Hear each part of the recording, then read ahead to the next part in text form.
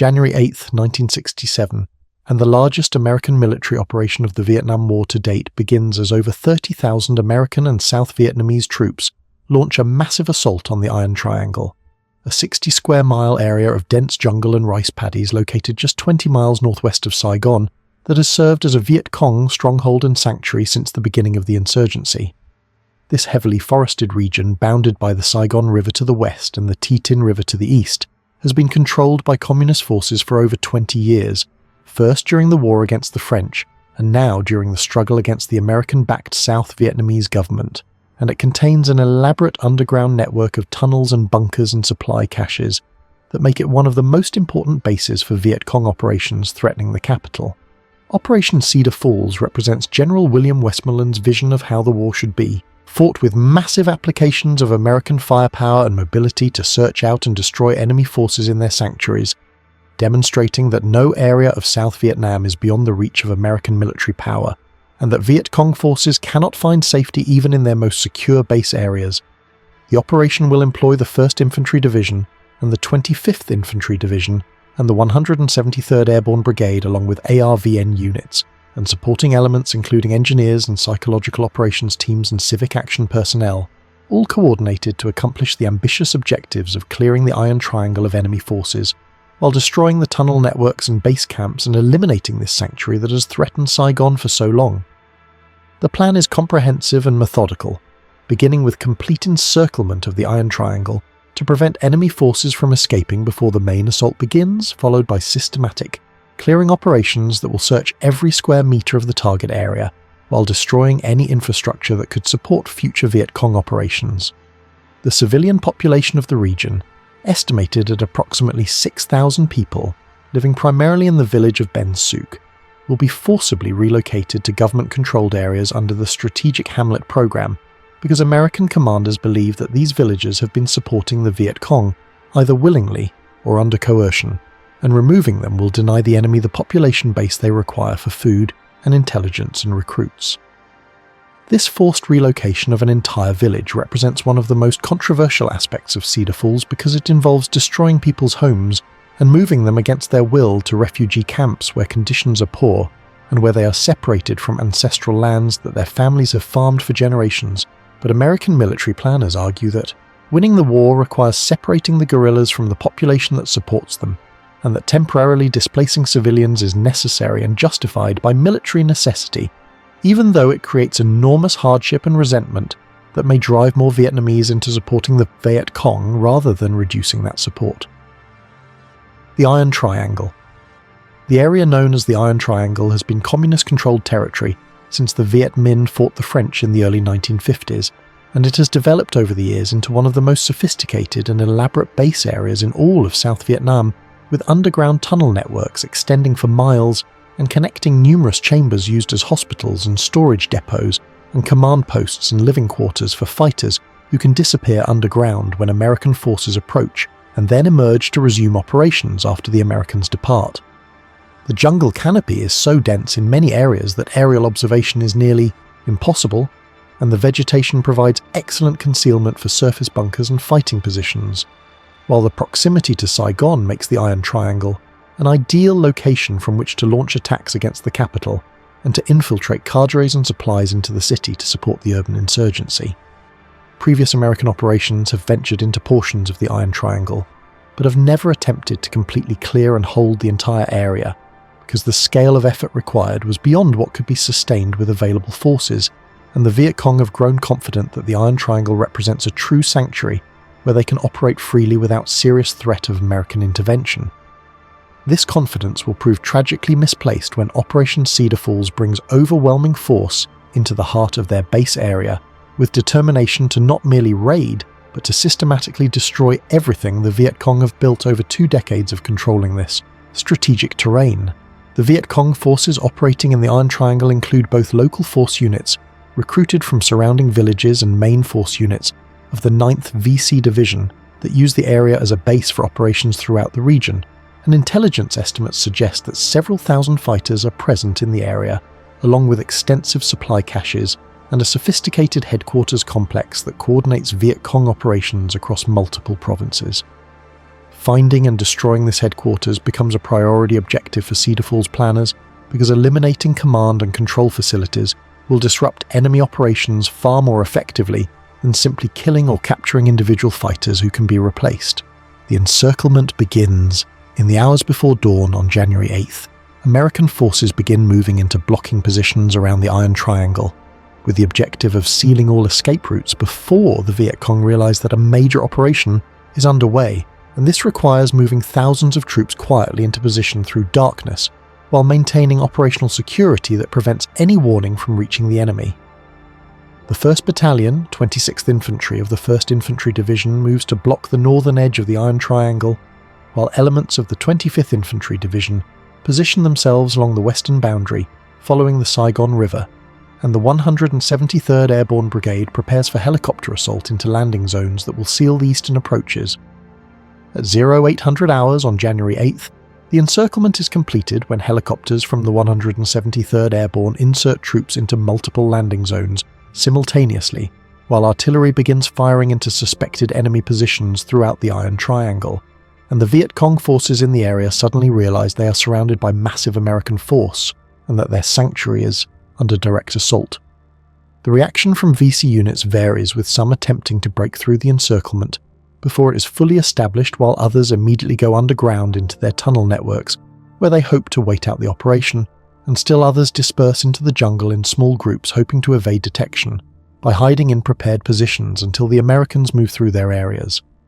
The helicopter insertions encounter sporadic resistance, as some landing zones receive fire from Viet Cong positions, but the volume of supporting fires from artillery and helicopter gunships quickly suppresses most opposition, and the airborne troops secure their objectives while establishing blocking positions that prevent movement in or out of the designated operational area. Within hours, the Iron Triangle is completely surrounded by American and ARVN forces, with no gap large enough to allow organized VC units to escape, and the stage is set for the systematic clearing, operations that will characterize the next 3 weeks of intensive combat operations. Ben Suc, the village that vanished. The village of Ben Suc sits on the Saigon River at the northwestern corner of the Iron Triangle, and has a population of approximately 6,000 people living in traditional thatched roof houses surrounded by rice paddies and orchards, and American intelligence indicates that this village has been under Viet Cong control for years, with the population providing food and shelter and intelligence to guerrilla forces operating in the area. The decision has been made at the highest levels of command that Ben Suc must be completely evacuated and then destroyed to deny the Viet Cong access to this population base, and on January 8th, the process begins with a massive helicopter assault that lands troops throughout the village before residents can flee or hide. Lieutenant Colonel Alexander Haig commands the battalion conducting the Ben Suc operation, and he executes the mission with precision and overwhelming force, landing 60 helicopters simultaneously throughout the village, while loudspeakers broadcast messages in Vietnamese ordering all residents to assemble in the central square where they will be processed for relocation. The sudden appearance of hundreds of American soldiers and the roar of helicopter rotors and the amplified voices demanding compliance creates a scene of chaos and terror as villagers emerge from their homes confused and frightened while soldiers search every structure for weapons or evidence of Viet Cong presence. The villagers are told they have 2 hours to gather whatever possessions they can carry before being loaded onto helicopters and boats for transport to a refugee camp near Phu Quang, and families scramble to collect their most precious belongings while weeping and protesting that they have lived in Ben Suc for generations and have nowhere else to go. The soldiers conducting the evacuation are mostly sympathetic to the obvious distress of the villagers, but they have orders to complete the relocation, and they execute those orders with professional efficiency even when elderly residents refuse to leave their homes and have to be physically carried to the assembly areas. Over the next 2 days, the entire population of Ben Suc is removed from the village, with families being separated and loaded onto different aircraft or boats, in chaotic scenes that will later be compared to concentration camp operations by critics of the war, and the refugees arrive at Phu Quang to find a hastily prepared camp with inadequate shelter and food and medical facilities, where they will live in miserable conditions for weeks and months while their ancestral village is systematically destroyed. Once the evacuation is complete, American engineers move through Ben Suc with explosives and bulldozers, demolishing every structure and filling in the wells and destroying the orchards in a deliberate effort to make the area uninhabitable so that even if the Viet Cong return, they will find no population to support them and no infrastructure to exploit. The destruction of Ben Suc becomes one of the most controversial aspects of Operation Cedar Falls because it involves deliberately making thousands of Vietnamese civilians homeless and destroying property that represents the accumulated labour of generations. And while American commanders argue that military necessity justifies these actions, the reality is that the forced relocations and village destruction create enormous resentment among the affected population and provide powerful propaganda material for the Viet Cong, who can point to American brutality in displacing innocent farmers from their homes. The psychological impact of watching one's village being demolished cannot be overstated, and many of the Ben Suc refugees will remain permanently bitter about their treatment by American forces regardless of whatever justifications are offered for the military necessity of the operation. Tunnel rats descend. As American forces sweep through the Iron Triangle searching for enemy forces and supply caches, they discover extensive tunnel networks that are far more elaborate and sophisticated than anything encountered previously in the war, and these discoveries prompt deployment of specialized tunnel rat teams who volunteer for the extremely dangerous mission of exploring and mapping the underground complexes while searching for documents and supplies and any Viet Cong fighters who might be hiding in the darkness. The tunnels prove to be multi-level complexes, with some extending 3 or 4 stories deep into the earth and including ventilation systems and water sources and living quarters that could support hundreds of people for extended periods during bombing campaigns or ground operations. Staff Sergeant Arnold Gutierrez leads one of the tunnel rat teams operating in the Iron Triangle, and he describes descending into darkness armed only with a flashlight and pistol, while not knowing what might be waiting in the chambers ahead, whether armed VC fighters or booby-traps, or simply dead ends that require backing out through narrow passages in claustrophobic conditions that test the limits of human endurance. The tunnels are typically only 2 or 3 feet in diameter, requiring movement on hands and knees or by crawling on belly,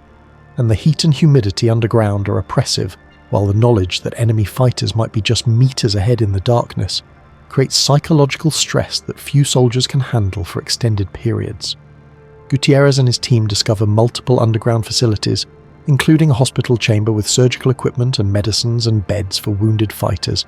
and a printing facility where propaganda leaflets are produced for distribution in Saigon, and storage rooms containing weapons and ammunition and rice sufficient to supply a battalion for months.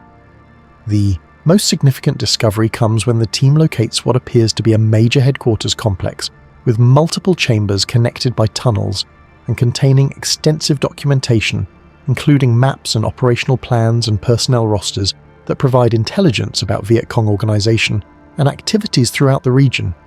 The tunnel exploration is exhausting and dangerous work, with several tunnel rats wounded by booby traps or in brief firefights with VC fighters encountered underground, and the psychological toll is severe because crawling through dark confined spaces, knowing that death could come from any direction, requires courage that goes beyond normal combat stress.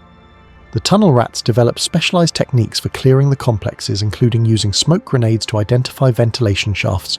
and using explosive charges to collapse sections once they have been explored and documented, and their work provides invaluable intelligence about Viet Cong infrastructure, while also demonstrating the enormous effort the enemy has invested in creating these underground sanctuaries. The Rome Plows arrive. One of the most dramatic and destructive aspects of Operation Cedar Falls is the employment of Rome Plow bulldozers that are specially modified with reinforced blades and protective cabs, allowing them to knock down jungle vegetation at the rate of several acres per hour. And these massive machines are deployed throughout the Iron Triangle to strip away the forest canopy that has provided concealment for Viet Cong bases, and to expose tunnel entrances and bunker positions that would otherwise remain hidden beneath the dense vegetation.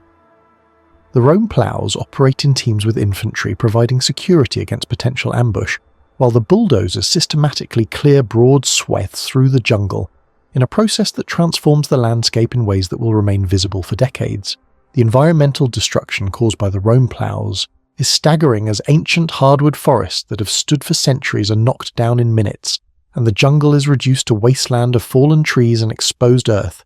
And while American commanders view this deforestation as necessary to deny the enemy concealment and to prevent future use of the area as a sanctuary, the reality is that destroying the jungle creates erosion problems and eliminates the agricultural productivity of land that local farmers depend on for survival. The psychological impact of watching the forest being destroyed is profound for Vietnamese observers who see not just military necessity, but wanton destruction of natural resources that belong to their country and that cannot be easily replaced.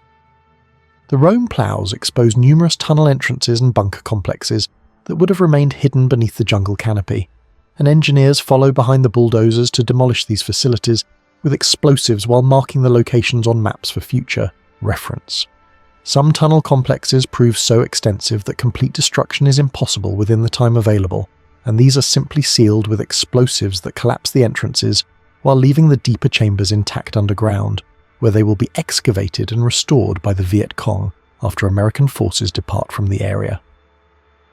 The fighting. Throughout Operation Cedar Falls, American forces engage in numerous small unit actions with Viet Cong fighters who are attempting to evade the encirclement or who are defending important positions that they cannot abandon without losing critical supplies or infrastructure, and these engagements demonstrate the challenges of fighting an enemy who knows the terrain intimately and who can disappear underground or into dense vegetation whenever American firepower superiority becomes overwhelming. The typical pattern involves American units making contact with VC forces who fight briefly before withdrawing through prepared escape, routes that lead to tunnel entrances or to concealed paths through the jungle, and by the time American reinforcements and supporting fires arrive, the enemy has vanished, leaving only empty fighting positions and expended brass casings. One significant engagement occurs on January 9th, when Company A of the 2nd Battalion, 28th Infantry encounters a well-prepared Viet Cong defensive position protecting a major tunnel complex,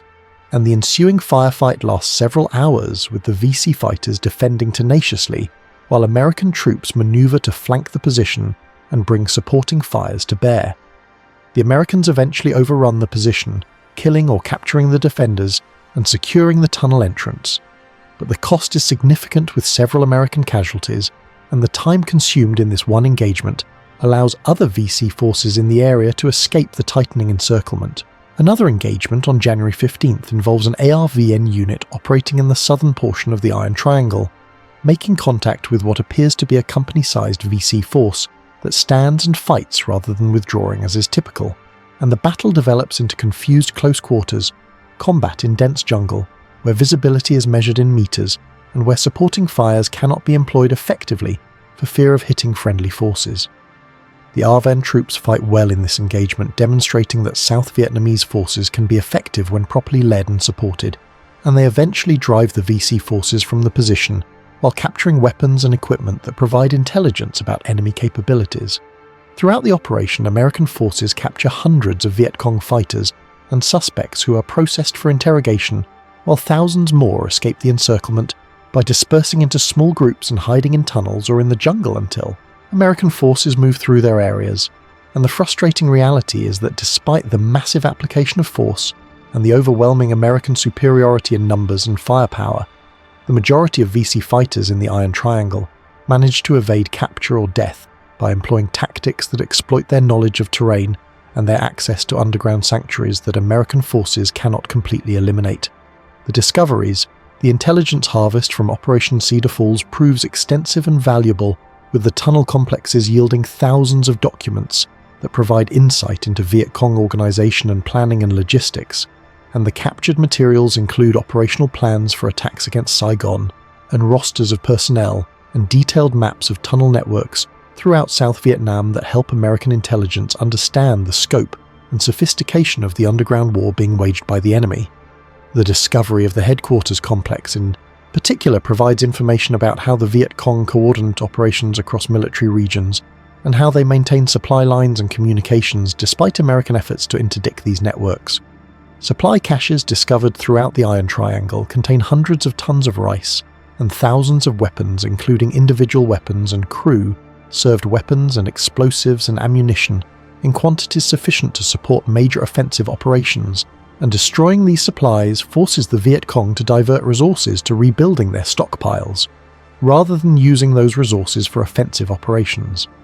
Medical supplies and equipment are found in multiple locations, demonstrating that the VC have established a complete logistics infrastructure capable of supporting their forces without depending on capturing American or South Vietnamese supplies. And this self-sufficiency makes them far more difficult to defeat through attrition because they can sustain operations indefinitely as long as their supply lines from North Vietnam remain open. The printing facility discovered in one tunnel complex produces propaganda materials of surprising sophistication, including leaflets and newspapers that are distributed throughout Saigon and surrounding areas, and the discovery of this facility reveals the importance the Viet Cong place on the political and psychological aspects of the war, rather than focusing purely on military operations. Documents captured at the site provide information about VC psychological operations campaigns and about how they attempt to exploit American casualties and setbacks to undermine support for the war among American public and Vietnamese population. The strategic failure Operation Cedar Falls is declared a tactical success by American commanders who point to the thousands of Viet Cong killed or captured and the enormous quantities of supplies destroyed and the extensive tunnel networks exposed and demolished, but the strategic impact proves limited because within weeks of American forces withdrawing from the Iron Triangle, the Viet Cong begin returning to rebuild their bases and re-establish control over the area. The fundamental problem is that American forces lack sufficient troops to permanently occupy and hold the Iron Triangle after clearing it, and the doctrine of search and destroy operations means that units move in to clear an area and then move out to conduct operations elsewhere, leaving the territory available for the enemy to reoccupy as soon as the Americans depart.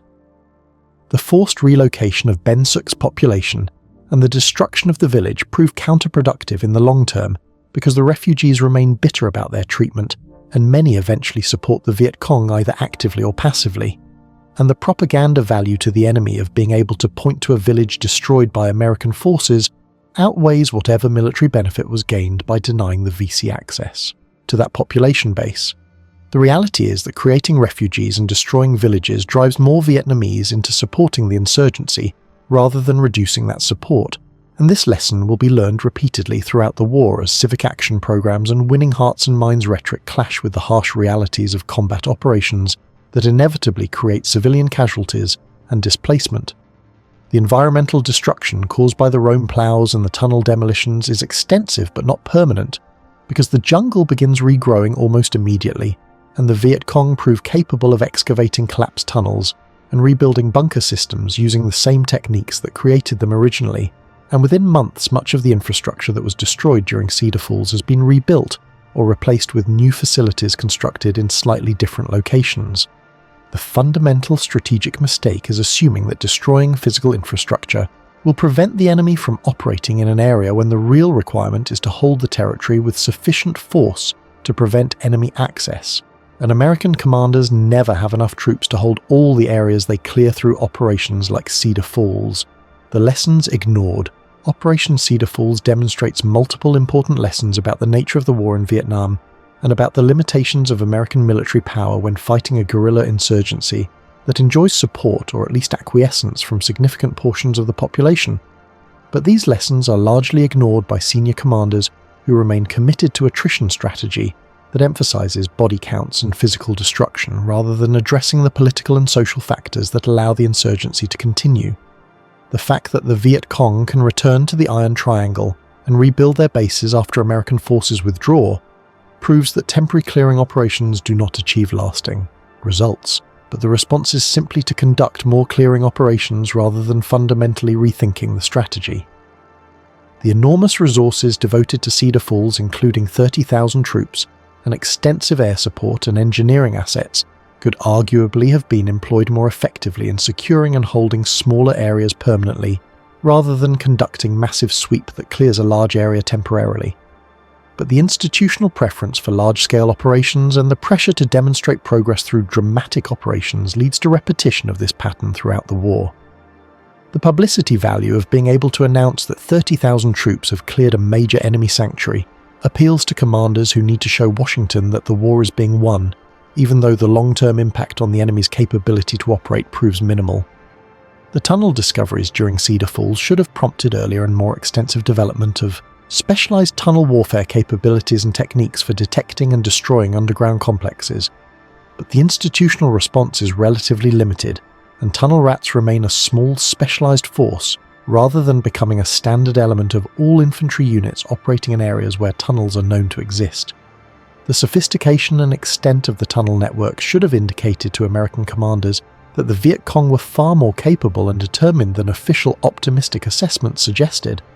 But the tendency is to view each tunnel complex as an anomaly, rather than recognizing that the entire enemy infrastructure is built on this foundation of underground sanctuaries. The human cost. The casualties from Operation Cedar Falls are relatively light by Vietnam War standards, with American forces suffering 72 killed and several hundred wounded over 3 weeks of operations, while claiming 750 Viet Cong killed and 280, captured with these figures including both confirmed combatants and suspects, who may or may not have been actual fighters. The low American casualties reflect both the overwhelming force applied to the operation and the fact that many Viet Cong chose to evade rather than fight against such superior numbers, but they also mask the reality that the enemy retained most of their force intact by withdrawing rather than standing to fight a battle they could not win. The civilian cost is far harder to quantify because the 6,000 residents of Ben Suc who were forcibly relocated suffered displacement and hardship that does not appear in casualty statistics, but that represents genuine human suffering and loss, and the long-term impact on these families of losing their homes and land and being forced to live as refugees in camps creates bitterness that lasts for generations.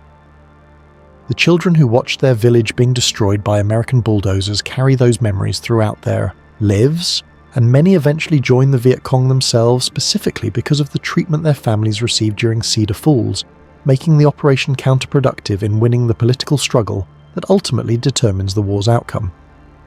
The psychological impact on American soldiers who participated in the forced relocation and village destruction proves significant for many who struggle to reconcile these actions with their understanding of American values and with the stated objective of helping the Vietnamese people, and some veterans of Cedar Falls later described their participation in the Ben Suc evacuation as one of the most troubling experiences of their service because they could see the human cost of military necessity and could recognize that what they were doing was creating enemies rather than winning hearts and minds. The aftermath operation.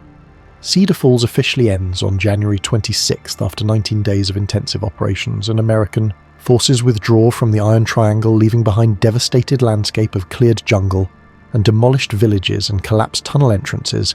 and the official reports claim significant success in disrupting enemy operations and destroying infrastructure and capturing valuable intelligence.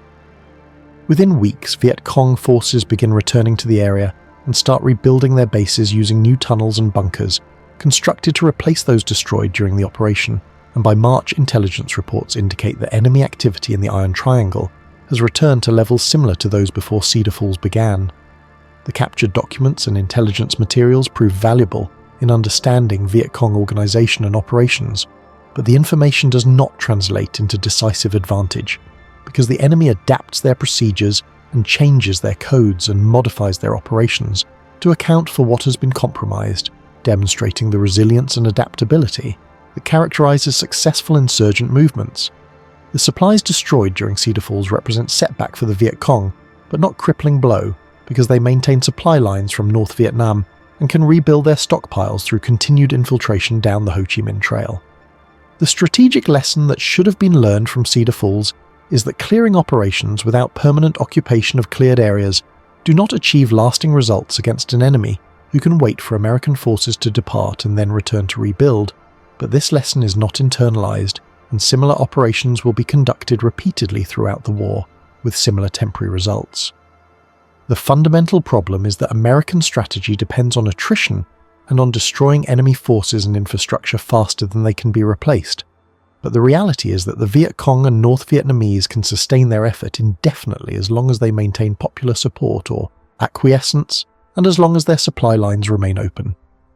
January 8th through January 26th, 1967, when 30,000 American and South Vietnamese troops swept through the Iron Triangle in the largest operation of the war to date, destroying a village and displacing 6,000 people, and uncovering elaborate tunnel networks and capturing tons of supplies, and killing hundreds of enemy fighters, achieving tactical success that proved strategically meaningless, because the Viet Cong simply returned after American forces departed to rebuild everything that had been destroyed.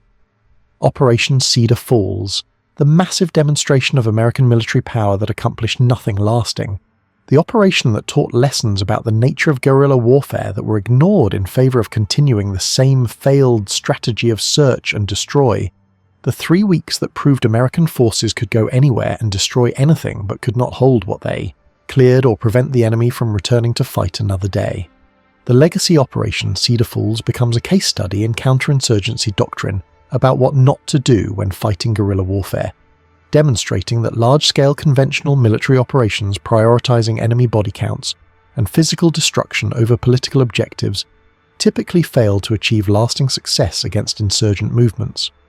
The lessons about the importance of holding cleared territory and the counterproductive nature of creating refugees are documented in after-action reports and studied at military schools. But the institutional culture continues to favor large-scale operations that generate impressive statistics even when their strategic impact proves minimal.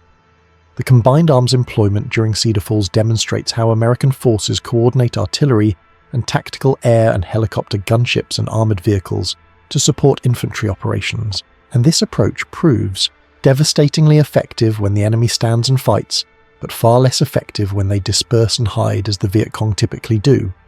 The operation employs hundreds of helicopters, with UH-1 Hueys inserting troops, while providing mobility that allows rapid repositioning. But this technological advantage only matters when there are targets to engage and the enemy learns to break contact before American firepower can be brought to bear effectively.